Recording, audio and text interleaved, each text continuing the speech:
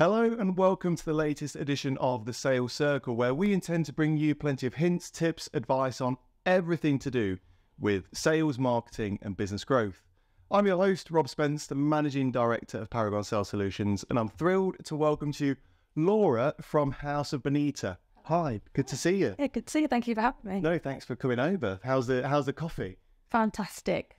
Good. Barista. You should have seen it being made. It did not look good when it was being made. But Laura, really appreciate you coming on. So House of Bonita, tell us about the business, tell us about you. Yeah, so I'm Laura, also known as Red, and I am the director of House of Bonita. We are a entertainment agency and event management agency. So we work with corporate clients, with bars and restaurants, kind of bringing their entertainment vision to life.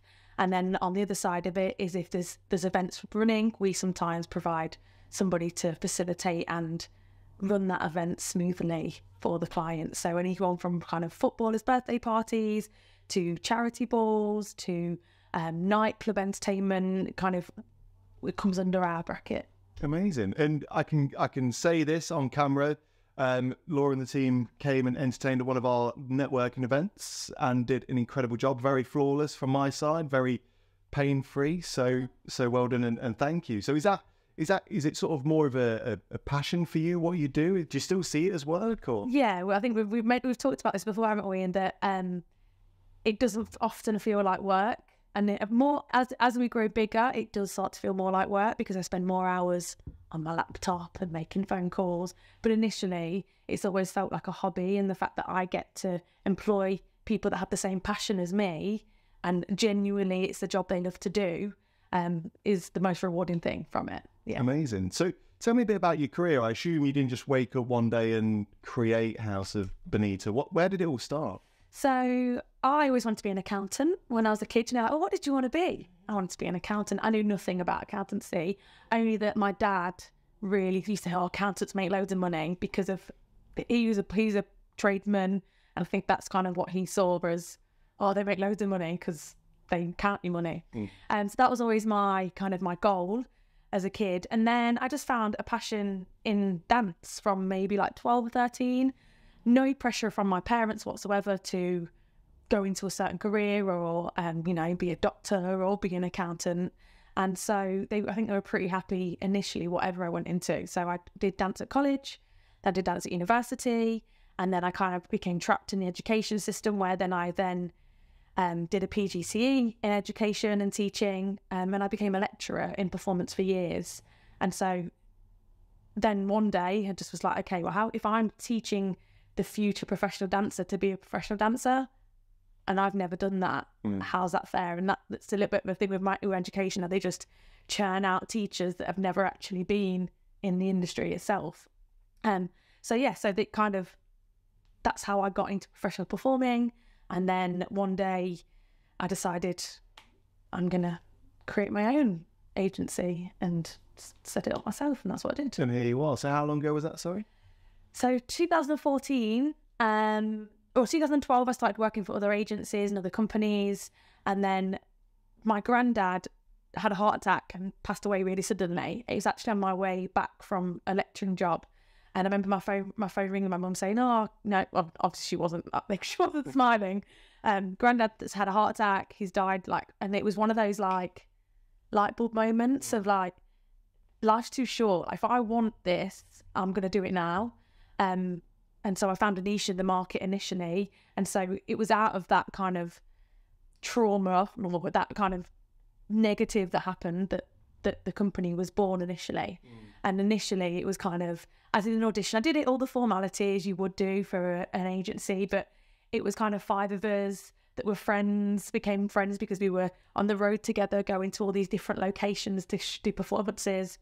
We might have had 1 or 2 shows a month, if that, but it was a hobby back then. It wasn't I didn't have my business hat on. It was definitely a hobby. And sometimes those performers were getting paid more than me, and I was just doing it for the pure love of it. Yeah, absolutely. So it sounds like it's come a long way, but fair play to you for sort of taking obviously quite a negative, I guess, obviously, with the news that happened, into quite a positive and being the catalyst for where you are now. I mean, in terms of that journey and that growth then, can you remember day one of business. Can you remember that, you know, getting into it? 'Cause it's a daunting thing, right? I remember sitting in my nana's living room probably 10 days after Grandad passed away, and me telling them, my mum and my nana, this idea.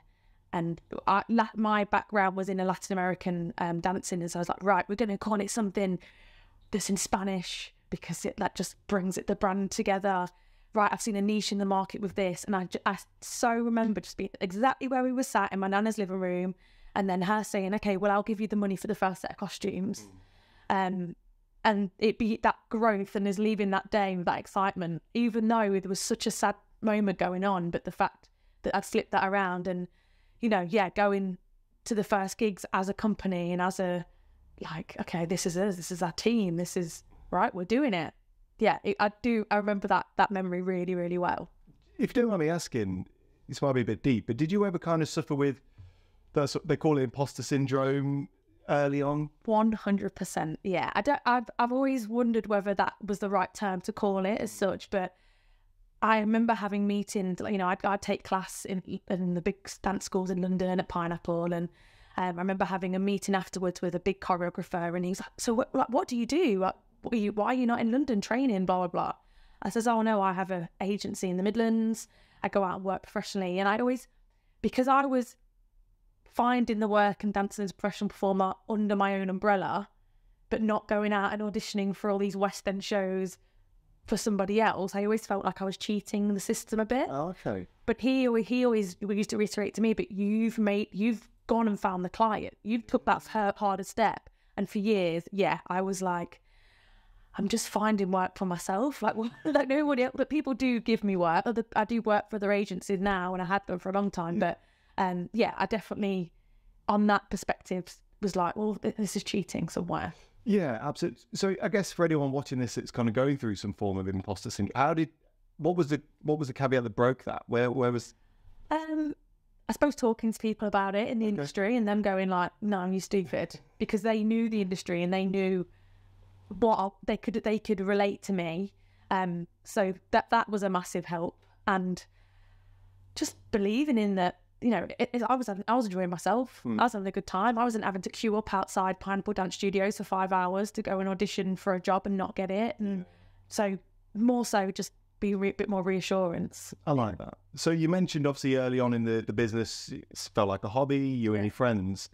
It could have quite easily stayed like that. Where was the change there? What was the switch that pushed it on?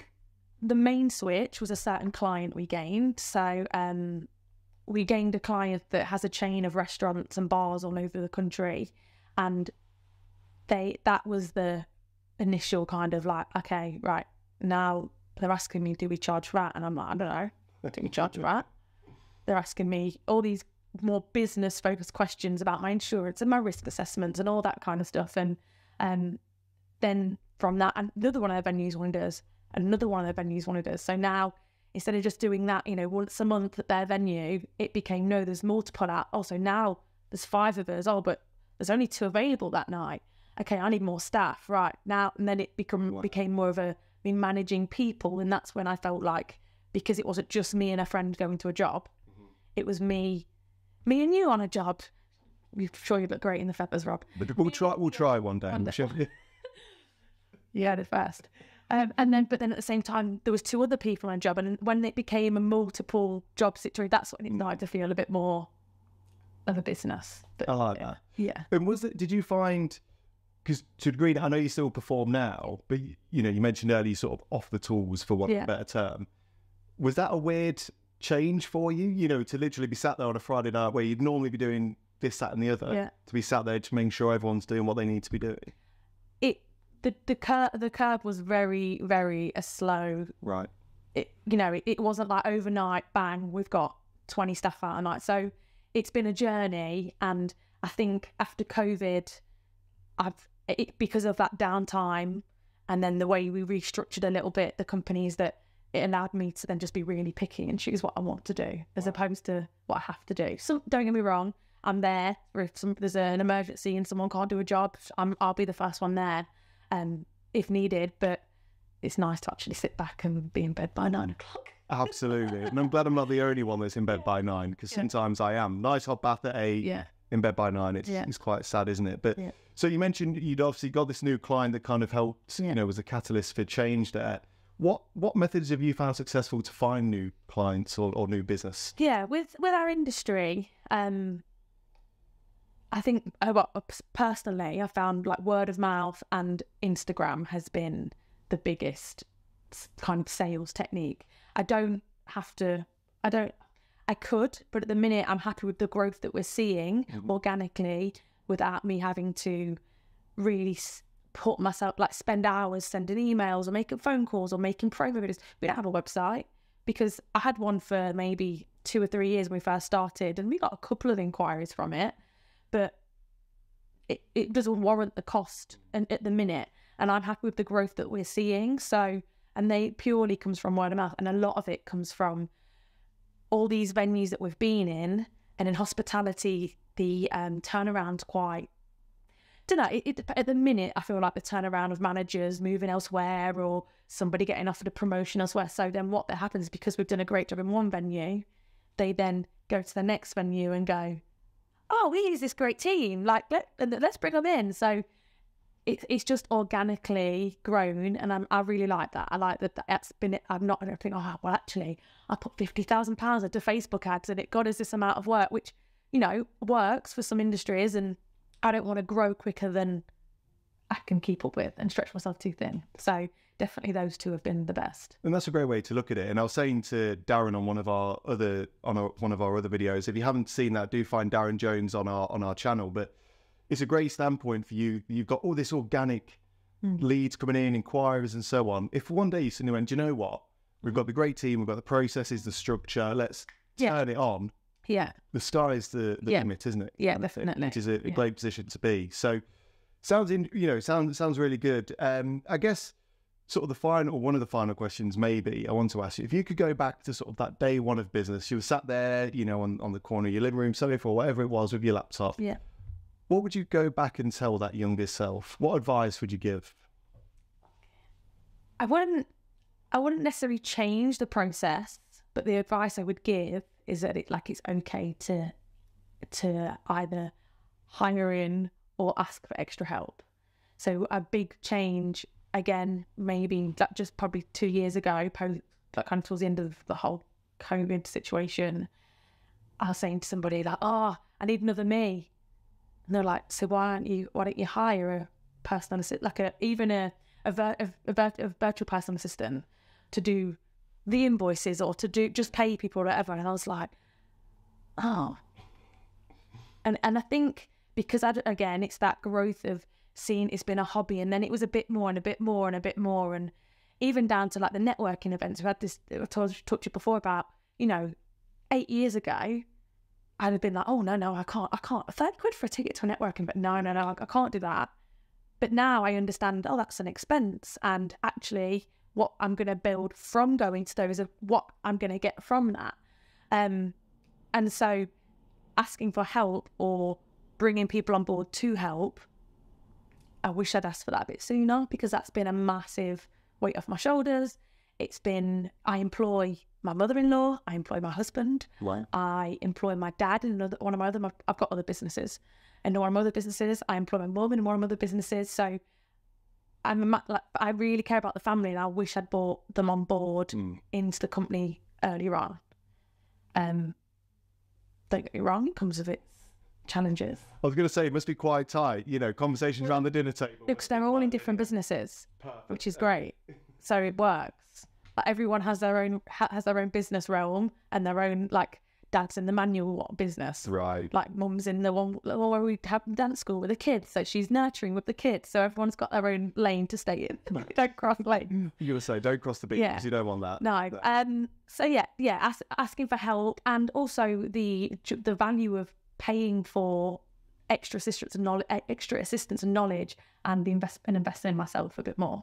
I like that. Yeah. I think we are the best thing we can invest in. You know, exactly. The more you learn, the more you earn. But I think, you know, we are the thing it's a stopgap for all the business, isn't it? Yeah, you know, so before we wrap, I said that was going to be the final question. I want to ask you something, because we were talking about this off camera, and I think it's really important for entrepreneurs, business owners.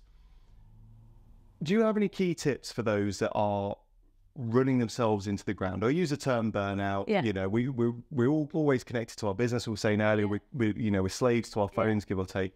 What would you say to those entrepreneurs watching this who feel that they're on the grind, up at 5, going to bed at 11, non-stop? What would you say? What's the advice there? If you're up at 5, you can go by 9. So that's my first tip. Like, getting up at 5 is great. And then since I have made that transition to trying to get up between 5 and 7 and not 7 and 8, like, things have changed, but equally I'm in bed earlier. And I think, first of all, linking back to asking for help, I have an assistant that, you know, because of the industry I work in and it being, and most things are in unsociable hours, you know, I'm on my laptop talking to the managers at 9 o'clock, but the performers are in the venue till 1 o'clock in the morning. So that's a long day for me. So I've employed somebody to kind of take over from me with regards to emergencies or any cover or any problems for those later hours. And she gets paid a little monthly salary that adds on to her. You know, she's a performer as well, so she's in it. She knows, and usually she's out kicking anyway. So the fact that in between sets she can pick up a phone call, or so that has been a massive weight off my shoulders. Delegating some responsibilities, and not enough to you to feel like, oh my God, this person's completely in control, but enough to just ease off a little bit. And just be really mindful of how you are feeling in that moment. Like, I have lots going on, and I work in chaos. I thrive in chaos. My husband calls me last minute, Laura. It's getting better, but I don't always deliver. So even if it is last minute, Laura, and just not letting all those things happen and not taking that moment to really check in with yourself. You know, and if you do need a couple of days away, you do. And I feel like your business can always be without you for half a day, 2 days. If it can be if you're lucky enough that it can be without you for a week, or you've got your laptop remotely, great. But the world's not going to end if you take some time. Absolutely. I think it goes back to investing in yourself. If you look after yourself, you can give your business the best performance, which is going to help your customers, help your staff, and so on and so forth. So, well, look, you know, some really great key takeaways there. And I'm sure some of the viewers will want to carry the conversation on. We will drop your contact details somewhere around this video, more than likely underneath. But can they connect with you? You've not got a website, have you? So what's your Instagram handle? No. So my personal Instagram is at red.gilchrist, and Instagram for the business is at House of Bonita Entertainment. Perfect. And I will drop those tags somewhere on the video. But honestly, thank you so much. It's been great to see you. Thanks for chatting. I'm sure we could chat for ages, but I know you got a spa to get to, so we can't go too. But thank you massively to you as well, the viewer, for staying tuned for so long into this video. It is really greatly appreciated. Make sure you hit that subscribe button, give us a little like and drop a comment below. And why don't you share with your colleagues and your friends as well? I'm sure they'd love to see this. Thank you so much for watching, and until next time, all the best.